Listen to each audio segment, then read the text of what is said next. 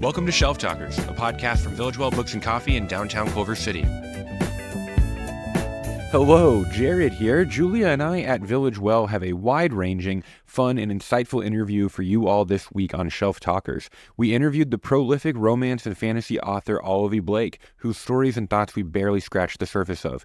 You might know her as a viral TikTok sensation with her self-published fantasy romance success story, TheAtlas Six, which later went on with many of her other books, including its sequel, The Atlas Paradox, to get traditionally published over the last few years.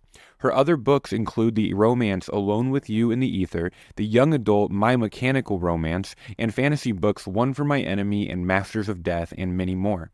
The finale of the Atlas series, The Atlas Complex, came out on January 9th of this year, but you'll notice we recorded this episode actually in December, so there might be some confusion resulting from that. The topics jump around on this one, sometimes without much warning, as the best conversations often do. We dive into ideas like the origin of her pen name, which is Olivie Blake, versus her given name, which she also publishes in some genres under. We also talk about, of course, her new release and what her shelf talker would be for it and its whole series. The publishing world's ways of pitching a book versus as a bookseller, her friendship with the Village Well, how she maintains her creative output as a writer, how much she writes each day, writing what you actually enjoy, subjective omniscience as style with an example in her Atlas series, and books she recommends. We were so blessed to have her on. Let's jump straight into it.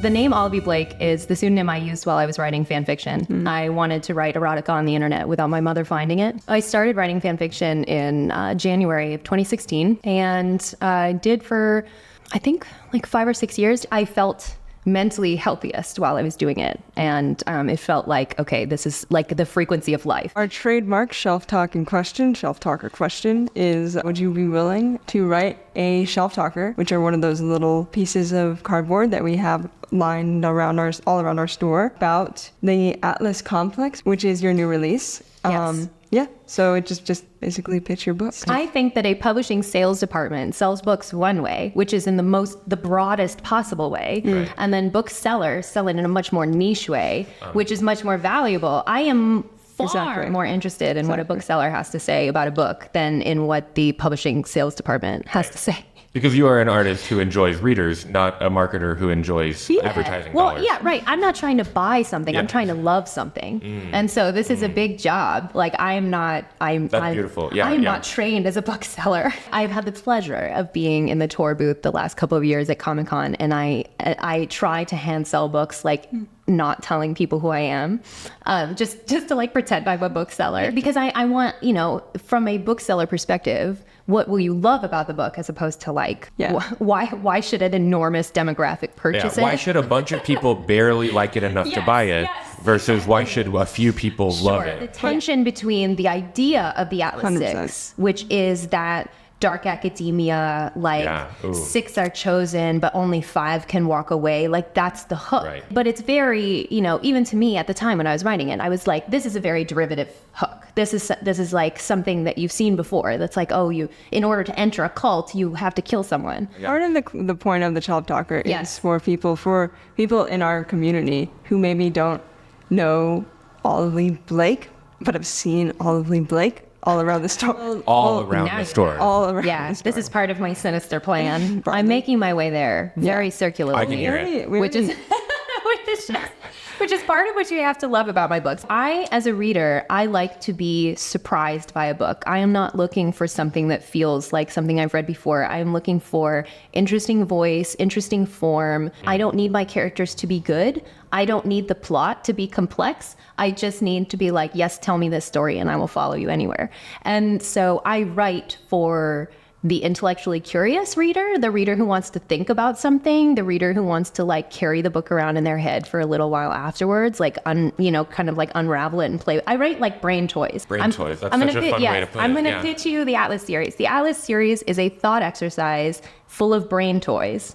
And at its surface, you can definitely enjoy the Atlas series as like a very pulpy, like, are these 6 characters going to all make out or all kill each other? It's unclear. Like, if you just want those vibes, if you just want like a little bit of camp in your life and you just want like, oh my God. A little bit of magic. Yeah, you want some magic. It's a very science-based magic system. Yeah. Like if you are really interested in the kind of like a contemporary world that has been changed by magic, but also not changed, that like magic has not actually solved any problems, then you can read this book and probably have a good time with it. But if you love to be surprised by where it's going, to not be sure who's ending up with whom, to feel a variety of romantic and platonic textures, if the way that you see the world is in a very sexually fluid, ethically fluid, morally gray kind of way, and that's interesting to you, then this is the book you should read. The ethical questions, I think that's the part that I know that, especially as a nerd myself, like that's what I've enjoyed about reading your works. Thank you. I love to question ethics. Well, and I know before we move on too much into the book, we wanted to also hear your story as far as like coming into a friendship with the Village Well. I'm very happy to talk about this. I feel like a lot of my life, as with everyone, changed a lot around the pandemic. At the time in 2020, I had been living in Santa Monica for like 7 years without noticing. And so I was like, you know what, let's go somewhere that's more pleasant to be, that feels more like a neighborhood in the event that we can eventually venture out. I moved to Culver City, lived not very far from Village Well. I lived near Helms Bakery in a lovely apartment with a very wonderful landlord, actually, very rare. Yes. Wow. Big plug. Yeah. Culver Shout City. out to her landlord.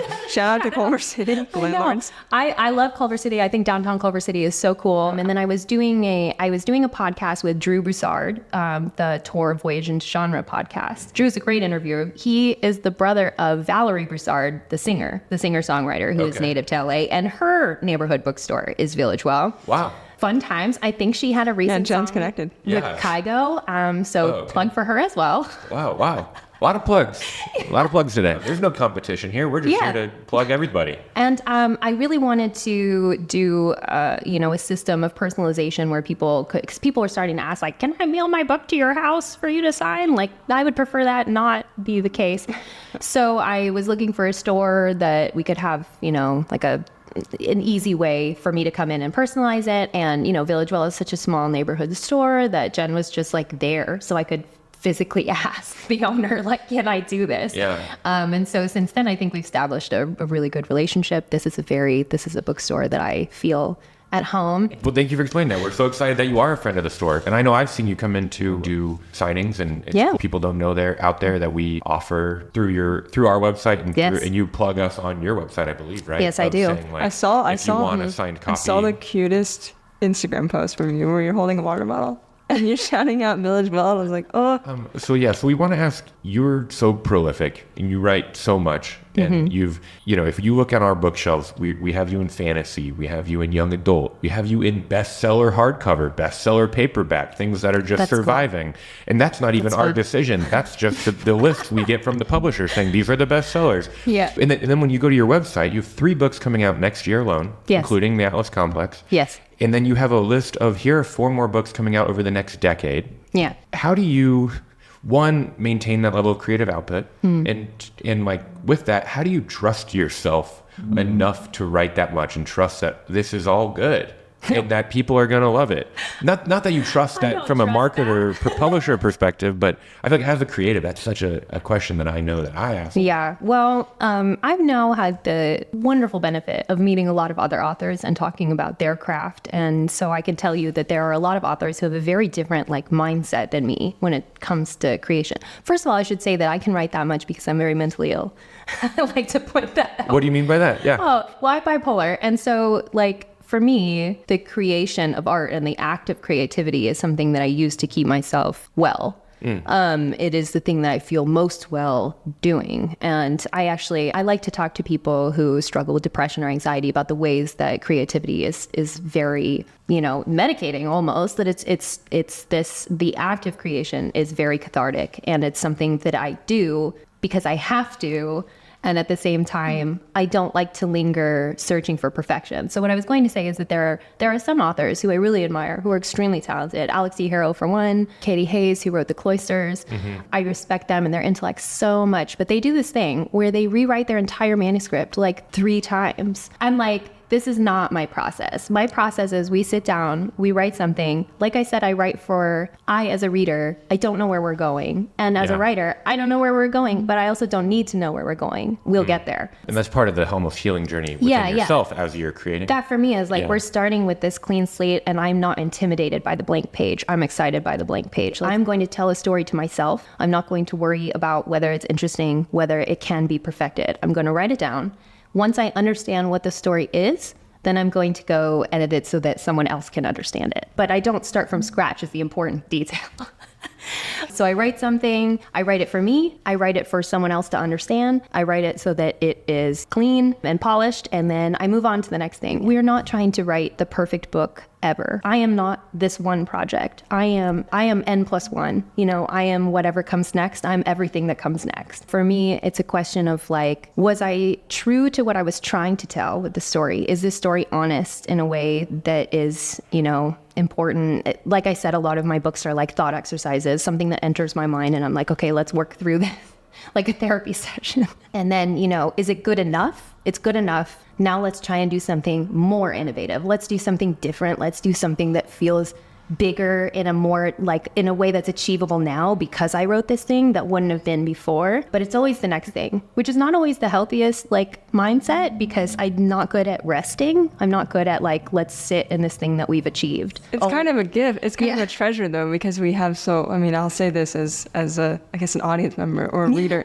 It's a treasure because then we get more of you. If this is what you love, then like sure, have more of it. And if you don't like it, then by all means, leave it for someone else. I will say as a writer, and both Jared and I are writers and creatives, your work and the way you talk about your work is so validating for me because I find that I'm constantly moving between both reading so many different genres and writing in so many different genres. And then also when I'm getting the advice, start from scratch. Just wanting to start, like, this is really great. And you know what's going to make it better is if you just start from scratch. You start over. And I'm like, I just have no inclination to start this thing from scratch, even if I'm told. I think it's a fine but significant line that there are the creatives that tend toward anxiety, and those are the creatives that want to stay in the work and just keep picking at it until it feels perfect to them, which it never will. And then there is the other kind of creative that is the bored creative, like the ADHD. So you have the anxiety creative and you have the ADHD creative, and I'm the latter. For me, I never want to live in one thing too long. I will get bored. I will find that it's not fun. The brain toy has already been like messed with, like the Rubik's Cube is solved now. I don't care if it's a perfect Rubik's Cube. I'm moving on. I love that picture of like a mostly solved Rubik's Cube. And you're just like, that was pretty good. Nailed it. Like a Rubik's Cube solved by a slightly colorblind person. Yeah. Is what I mean. And you're like, this is it. And you're like, this is fine. Like, it's not going to get better than this. But it's also, I think, a beautiful example of like, nobody needs that Rubik's Cube to be fully solved. Like, the world's not going to stop. What are you gonna do with a solved Rubik's Cube? Yeah, what are the stakes here? The stakes are not that high to not solve the Rubik's Cube, so just move on to the next Rubik's Cube. Someone is always going to be like, that Rubik's Cube is not exactly right, and you can be like, or somebody's going to be like, you should have done an 8x8 Rubik's Cube. You should have done more squares. The execution just isn't there on this one. Right. Yeah. No, I'm moving on to this other thing because again, I am not the Rubik's Cube. Wait, so what do you mean by that? You are not the Rubik's Cube. I am not the Rubik's Cube. The work is the so Rubik's I am Cube. not any single book. I am not the Atlas series. I am not. So cool. Which is hard. Like some people will ask me, what's your favorite work? And it's like, well, it's whatever's next. It's whatever is the new thing. It's whatever is the thing I'm thinking about now. Yeah, like it's never going to be. I am proud of each work individually for different reasons. And I will say you exude that in a fun way, like in truly like in a fun way, like from your social media or your website. Like it's clear that you're always like psyched about the next thing. Yes. And I think that is really fun to see, and like it makes it more exciting to read your work because we know that you're enjoying it. Yeah. Versus the like. You know, I don't know. I'm a big Miyazaki fan, as many people are, but he has got a famous quote where he's like, I like being sad. I make better work when I'm sad. It's like, I love him, but I'm also like, you should probably talk to somebody about that. Yeah. You know, like that doesn't feel healthy, Right. There is some validity to when I'm sad, I can write something that feels profound. Yeah. But that doesn't mean it's better. But I I can see how that's like a temptation. It's like, oh yeah, Totally. if I'm suffering for the art, then it has a different feel, it has a different tactility, but that doesn't mean that it's going to speak to people the same way. I also just really appreciate your way of dismissing the qualification of things. It's like, that doesn't mean it's better. Maybe one person thinks it's better, Yeah. but that one person does not dictate everybody's idea of better. Yeah, Right, well, right, of course, because it's art. If it doesn't move someone to hatred, then was it art? Did you take a big enough risk? Did you swing big enough? If someone doesn't hate it. I love that. We're both writers and we're curious about creative process. We have to ask the question. We've heard that you used to write 10 to 12 hours a day. Yes. I'm neurodivergent. I have what's called narcolepsy, cataplexy, where I will fall asleep at random, not necessarily random times, but it's hard for me to control my circadian rhythms. I can focus, but I just can't extend that focus. And I'm curious. You can't rely on it. I can't rely. I actually write narcolepsy kind of a lot. Yeah. Because I was in an a cappella group at college, and the person who was very influential for me, she was the president, and she had narcolepsy as well. Yeah. And I remember thinking that it was so sorry, but a little bit funny. I know. It is funny. It is super funny. In terms of playing, as I do, blending the fantastic and... It is very fantastic. Yeah, there's something very fantastic about it, because where are you going in the sleep paralysis? When I was writing, so Gideon has what appears to be narcolepsy. Exactly. Because he can't control the line between asleep and awake. And I wanted to blend that with Carl Jung's idea that when we sleep, we are going into the collective subconscious. So when we sleep, we are all accessing the same plane, which is the dream realm. I will say, even though I'm bitter almost every day about my narcolepsy, the way that I get over that bitterness, or day by day, basically I didn't know that Carl Jung idea, but to really sit in the idea that, I'm connected to something. I'm connected to a consciousness that makes my work, that makes my ideas all the more profound. Yes. You're tapping into something. If I can't rely on my wakefulness, I'm going to rely on that. In Alone with You in the Ether, I wrote in the acknowledgments that you're crazy is your magic. And this to me is so unquestionably your magic. And that's how I would frame it. Thank you. Anyway, That's I know beautiful. there was an actual question in there. Do you still write 10? What is it like to Yeah. be a mom and writing? But now that you're also a mother, I know that's probably a whole different question. But, it was so important because I couldn't do... So now, people always ask me stuff like, how do you focus or how do you get in the zone? This is not my problem. Everybody's got a different problem, right? I have a hyper-focus problem. I would write for 12 hours and not move from one spot and keep going. And I would write I don't know what my record is, probably 28,000 words in one day. And then I didn't feed myself that day. And I didn't take a shower and I didn't do anything. There's good and bad to everything, but because I had those years, I'm really grateful to my husband for it, because we met when we were pretty young, and so we've sort of taken turns figuring life out. And so it was this moment of I'm always so grateful to him. And I like to say it too, because just for writers in general, you need to have someone who's making money and who's working the 9-to-5 job. And I don't want to act like I didn't have privilege. So, he gave me some time to figure this out. And so I would just sit there while he was at work, just write everything I could write. And, some of it was free, some of it was for fan fiction, and some of it was self-publishing, and some of it was traditional publishing. And it was just allowed to develop my voice and my style and get my 10,000 hours. And so now that I have a child and absolutely cannot do anything like that again. Before, so my husband is a teacher, thank God, because I used to write my manuscripts over the summer. I would just crash write them. Okay, I have this many weeks to write the entire Atlas complex. And that's what I did, But now, so my son, I drop him off, I go back home, I sit down, immediately write, and don't stop for 4 hours till I have to go get him. And it's something that I couldn't have done if not for the practice of doing it for those really long. I now understand this is what has to be done. This is what... and your body understands it. Yeah. I think that, it's not, you can't just jump into doing that. Yeah. Right. I'm leaning into a strength I already have. I'm choosing to view it as a strength. It is kind of a bit like athletic training. It's a muscle you've built, and you're a trained athlete in that way. Yes, and I say this about creativity as well, because people are always where do you get ideas from? And unfortunately, the true answer that every creative knows is everything. You get your ideas from everything, everywhere. I was just telling someone that my idea behind the first part of TheAtlas Six, it says the moral of the story is this: beware the man. Oh God, I'm forgetting it.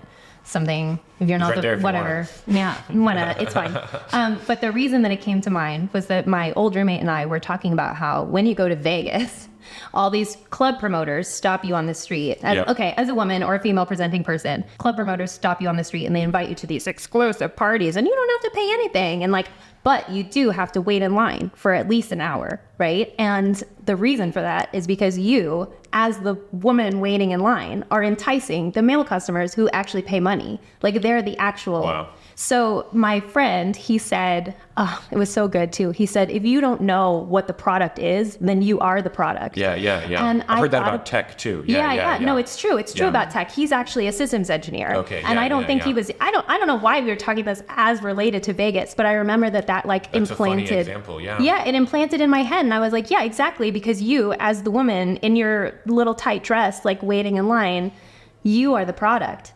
And that's why, you're the advertising. And so for them to turn that into this fantasy concept, this is where ideas come from. Yeah. Nowhere and Beautiful. Everywhere. So the point I was trying to make is that creativity is something that you can develop. So you don't just one day wake up and have these incredible ideas. It doesn't always come to you in a dream, I always say that the first thing you write or the first piece of art you make is always, it's, when you first start drawing, you're tracing. You're looking at something and you're recreating it. And it's the same thing with writing. The first idea you have is a pretty simple one because it's probably been done before. The first thing that I wrote I wrote a portal fantasy that was extremely Narnia, Harry Potter-esque. But I needed to write that to understand okay, this is what character arcs look like. This is what plot beats are. This is what pacing feels like, so that I could then kind of break those rules. To understand the rules, you create a thing that looks very similar to a thing that's already been made. Then you expand from there. And I've heard you say this other interviews, and I just appreciate your explication of that concept. You have to know the rules in order to break them. You hear that all the time, but you've really laid out an understanding of that. The way that you talk about creativity, I'm fully able to grasp that idea in a way that I've not in my entire life. Thank you. So thank you. I do have to say, professor. You're a real professor. Well, I do have to say, so I don't have a literature background. When I say know the rules, I don't mean you don't need to study Kafka. Yeah. But you do need to understand, people always ask me, how do you know you're world building correctly? Or how do you know you're doing a right character arc? And the answer is just,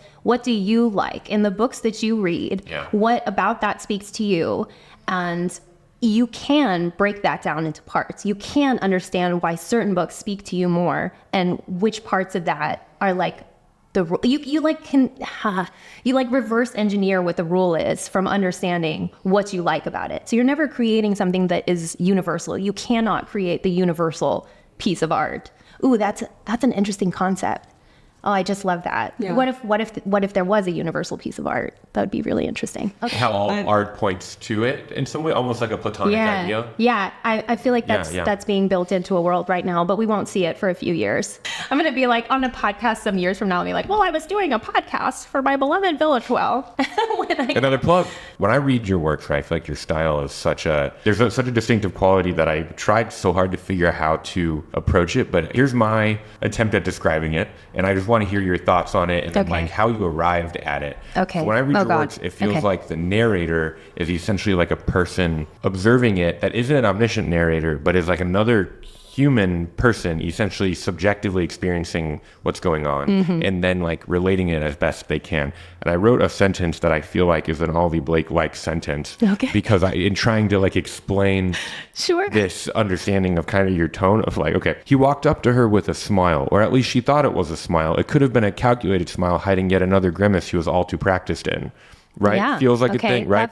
That feels like the right rhythm. Yeah. Right. Something like that. Not to simplify it or make it seem trite, but this feeling of the narrator doesn't actually know if it's a smile. Even the narrator is confused in that experience. Yes, the narrator is interpreting. That to me is something, and I want to know how much of that style was something that you arrived at intentionally, or that the narrator is kind of interpreting through sort of omniscience, but omniscience in the sense that they're seeing everything take place, but it's also not omniscient in the sense that you're not always sure if they're interpreting the character correctly to give it to you.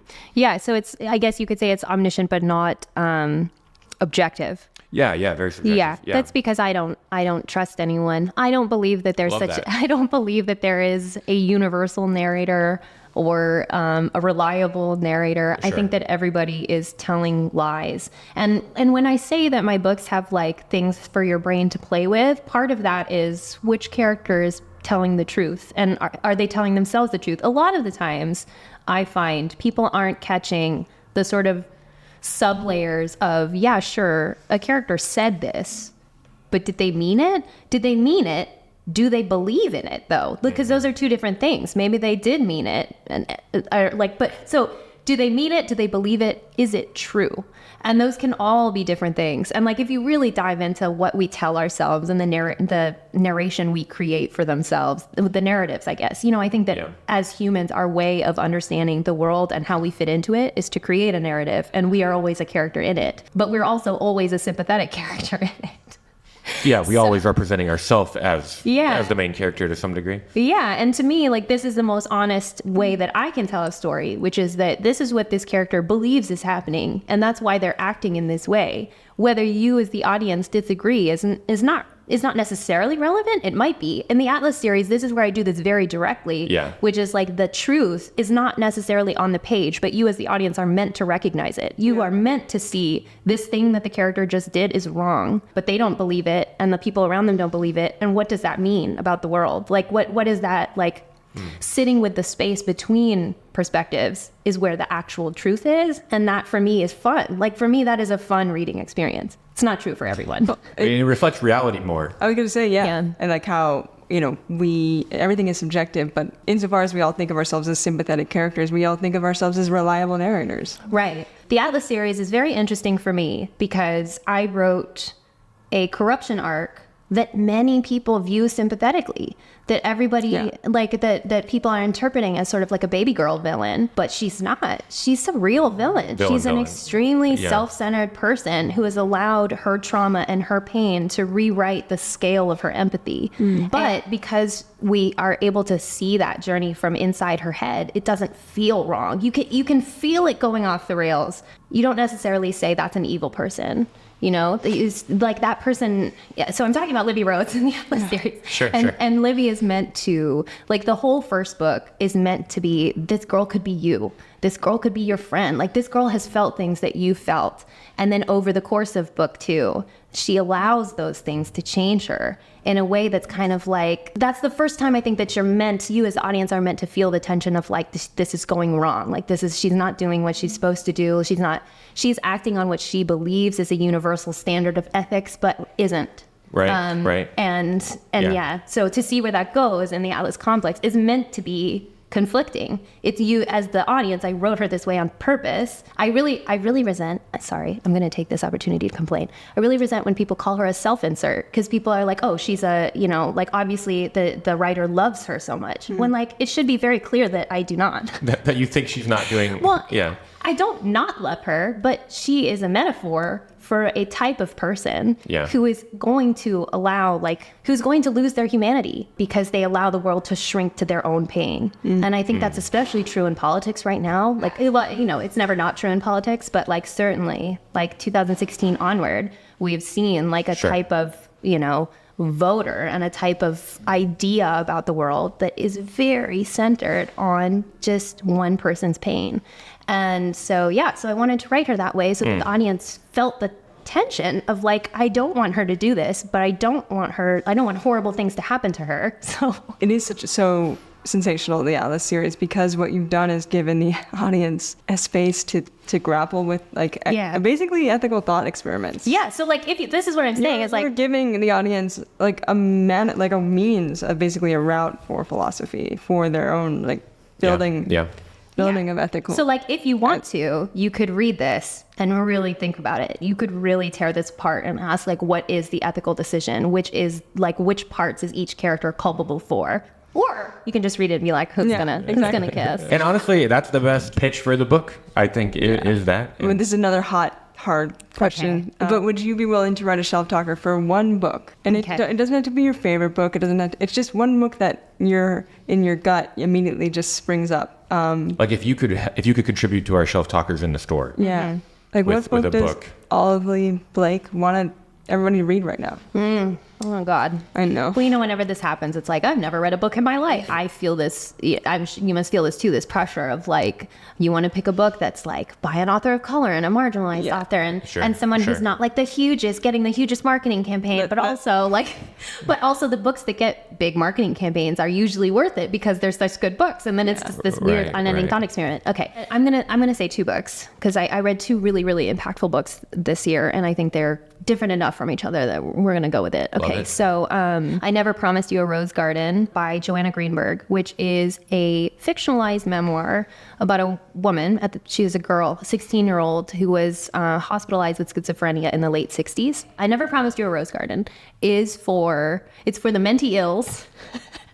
It's for the people who have struggled with mental illness, but not just the illness part, but with the part of like self-compassion. That if you want a book that's going to make you feel like you can love yourself and you have a reason and you have the tools, then I Never Promised You a Rose Garden is amazing. From a craft perspective, it is really, really well crafted. It feels like a speculative story because the character has schizophrenia. So every time she enters a schizophrenic episode because because there's a trigger or she's unable to like deal with the situation that's happening to her, she enters what's essentially a second world.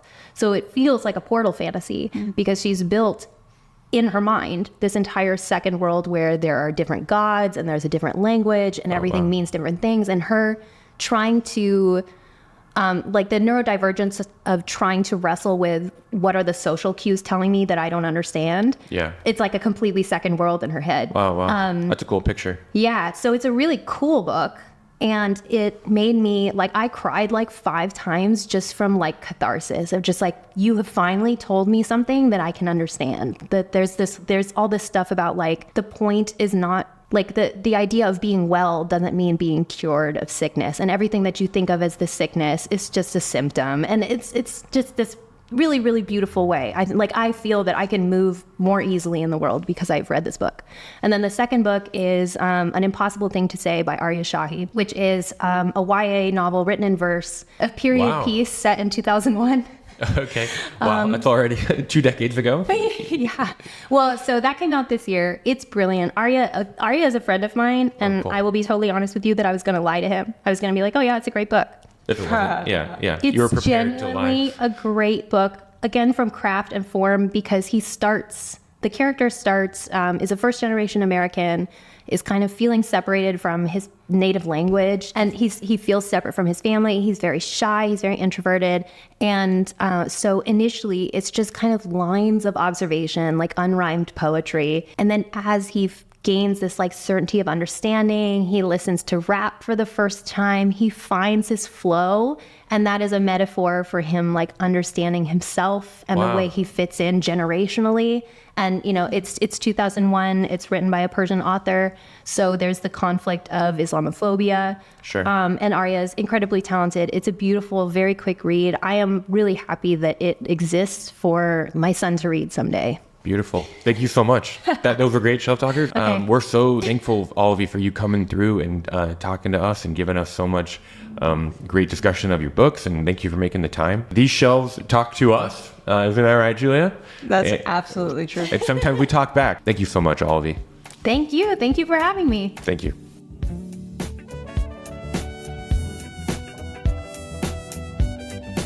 Welcome back to Culver and Duquesne. We have a very special little conversation about a book recommendation. Today is our very own first day on the job, Omri Rigby. So Omri has a great recommendation. Omri, what book do you want to recommend to all the listeners and all the Village Well community? I'll recommend the book Finding Fish. It's a memoir. Actually, some of you all might be familiar with the movie Antoine Fisher, early 2000s, starring Denzel Washington and Derek Luke, also directed by Denzel Washington. So this is actually the memoir that correlates with that movie. So what about the book that draws you in? It's an incredible story. I mean, what I love about the book is it's a triumphant tale of Antoine Fisher, who is coming to grips with his life and his journey, going through the foster care system, being institutionalized from birth, quite honestly, being born in prison, going through the foster care system, suffering great trauma and abuse, but learning to find, first of all, healing and recovering from that, giving a compassionate outlook on how he grew up and the many, many trials that he faced that he documents in the book from his really unique point of view and perspective, and also how he learns to find his chosen family amidst all that. What I love about Finding Fish is the mediums that Antwon Fisher uses to build his memoir. I mean, of course, there's prose, but there's also some of his poetry that's in there, which is really gripping. He uses some of the paperwork from some of his case files from his childhood growing up in the foster care system to also interact with and comment on his personal story, which I think is really unique, almost as a witness and a record to the fact that he exists, you know. I'm curious how you get through a book like this. With many tears. You said it's a triumphant tale at the end, so there's something that everybody listening can look forward to.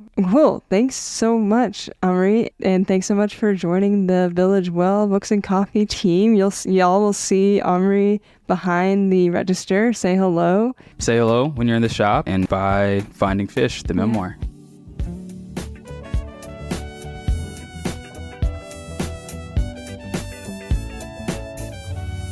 Looking for links to the books mentioned in this episode of Shelf Talkers? Looking for ways to connect with this week's guest? Maybe you want to reach out to us about thoughts or questions for the podcast. For all of that, check out the show notes beneath the episode. You can also order your books online through villagewell.com. This episode of Shelf Talkers is brought to you by Village Well Books and Coffee. It was produced, edited, and hosted by Julia Elizabeth Evans and Jared Cassavon, and our theme music is from Noah Vickland. See you in 2 weeks, and keep reading.